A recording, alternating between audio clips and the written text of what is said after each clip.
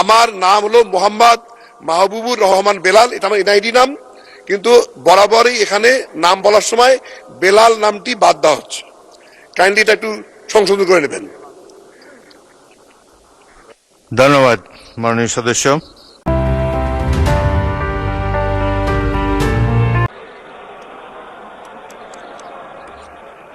মাননীয় মন্ত্রী,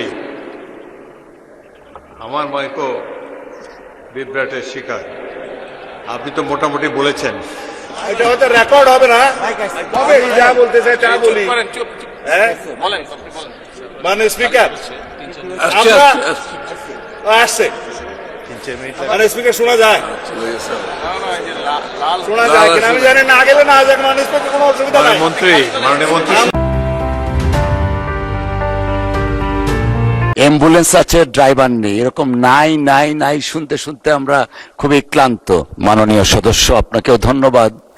you R privileged, আপনি আপনার কনস্টিটিউয়েন্সি সম্পর্কে বলতে পারছেন, আমি পারছি না। আমাদের এখানে একই অবস্থা, 36 জন ডক্টরের মধ্যে মাত্র 14 জন আছে আমার একটা উপজেলায়। অ্যাম্বুলেন্স আছে, ড্রাইভার নেই, এরকম নাই নাই নাই শুনতে শুনতে আমরা খুবই ক্লান্ত। এনিওয়ে, ধন্যবাদ আপনাকে। আমরা চাই না ব্যক্তিতান্ত্রিক স্বৈরতান্ত্রিকতা, দলতান্ত্রিক স্বৈরতান্ত্রিকতা। এখন আয়কতান্ত্রিক রাষ্ট্র ব্যবস্থা বা একদলীয় রাষ্ট্র ব্যবস্থার এবং পার্লামেন্টারি স্বৈরাচারের কোনোদিন আর উৎপাত না হোক, উৎপত্তি না হোক, এখানেই শেষ। সেটাকে আপনারা প্রশংসা করবেন না, আমি মনে করছিলাম বিরোধী দল থেকে হাততালি পাবো। একবার তো দিবেন, টেবিল চাপড়ায় দেন।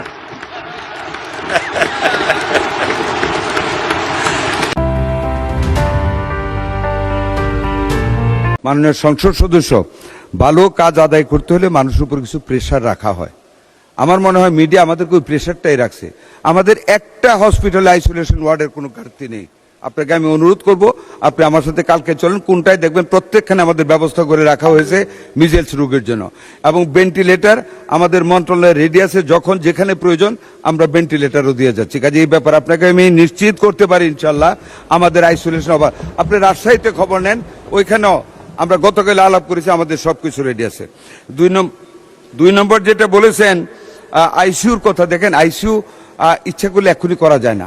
আইসিইউ আমাদের প্রত্যেকটা জায়গায় এই মিজেলস আসার পরে আমরা করেছি। এমনকি আপনাকে বলি 18 ঘন্টায় আইসিইউ ওয়ার্ড আমরা চালু করেছি ইনফেকশন ডিজিজ সেন্টারে। যখন একটা রোগী মারা গেল মধ্যরাতে, সেখানে আমি, আমার সচিব, আমাদের ডিজি আমরা গিয়েছি। মাননীয় প্রধানমন্ত্রী তদারকি করেছেন, আমরা সেখানে গিয়েছি। মাননীয় প্রধানমন্ত্রী আমাকে বলেছেন, প্রথম আমি শুনি, আই হার্ড ফ্রম হিম যে একজন রোগী মারা গেছে। কাজে ধন্যবাদ মাননীয় প্রধানমন্ত্রীকে ওনার বিচক্ষণতার জন্য। ওখানে গিয়েছি, ওই একটা আইসিইউ ইউনিট যেটা ক্লোজড ছিল, after the closure of the project of world bank, that ICU had been closed by World Health Organization. আমরা 18 ঘন্টার ভিতরে ওই আইসিইউ খুলেছি, আমরা অ্যাটাচমেন্টে ডাক্তার দিয়েছি, আমরা নার্স দিয়েছি, আয়া দিয়েছি, অ্যানেস্থেসিয়ার লোক দিয়েছি এবং পরিপূর্ণভাবে চালু করেছি। Returning officer shall by public notice declare such candidate to be elected to the seat or constituency. মাননীয় বিরোধী দলের নেতা, মেহরবানি করে একটু ধৈর্য ধরুন, আমি একটু দেখে নেই, আমার সামনে নাই যা আপনি রেফার করছেন। ধন্যবাদ।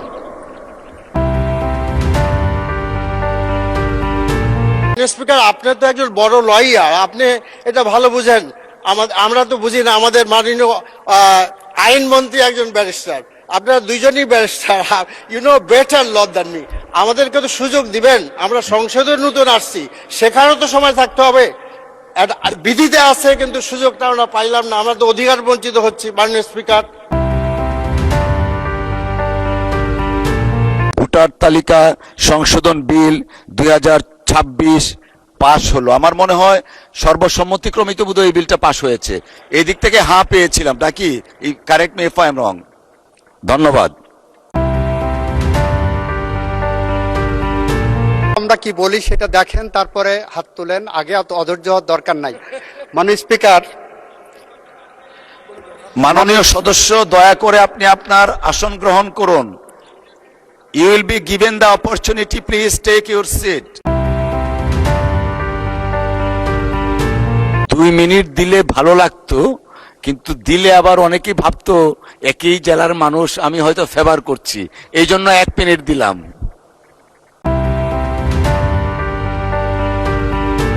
আমরা এবং আপনারা দীর্ঘ 17 বছর আন্দোলন করেছি, আপনারা মিলে দীর্ঘ 17 বছর গুম খুনের শিকার হয়েছি। আমরা যদি বিল নিয়ে আসি, তো বিলের কাগজ তৈরি করতে আমাদের খুব বিড়ম্বনার মধ্যে পড়তে হচ্ছে। শুক্রবার প্রয়োজন হয়, তাই শুক্রবার দিন বিকাল 3টা বা 3:30 থেকে শুরু করে আমরা কন্টিনিউ করবো এই বিল শেষ না হওয়া পর্যন্ত।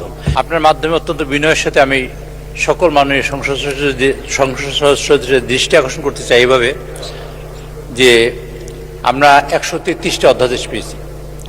133টা অধ্যাদেশ আইনে রূপান্তর করার জন্য কম্পালশন আছে আমাদের সংবিধানের আর্টিকেল 93(2) অনুযায়ী, এবং আর্টিকেল 93(2) অনুযায়ী যদি আমরা না করি তাহলে এই অধ্যাদেশগুলো ল্যাপস হয়ে যাবে, এবং অধ্যাদেশগুলো ল্যাপস হয়ে গেলে আমরা অনেক বিড়ম্বনায় পড়ব।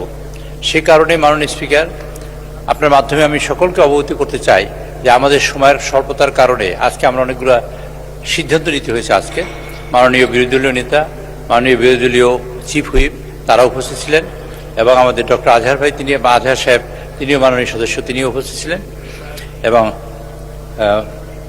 মাননীয় সংসদ নেতা উপস্থিত ছিলেন, মাননীয় স্পিকারের সভানেতৃত্বে, এবং আপনি মাননীয় ডেপুটি স্পিকার আপনিও সেখানে উপস্থিত ছিলেন। আমরা সিদ্ধান্ত নিয়েছি যে আমাদের এই বিলগুলা আগামী 9 তারিখের মধ্যে সকল বিল পাশ করতে হবে।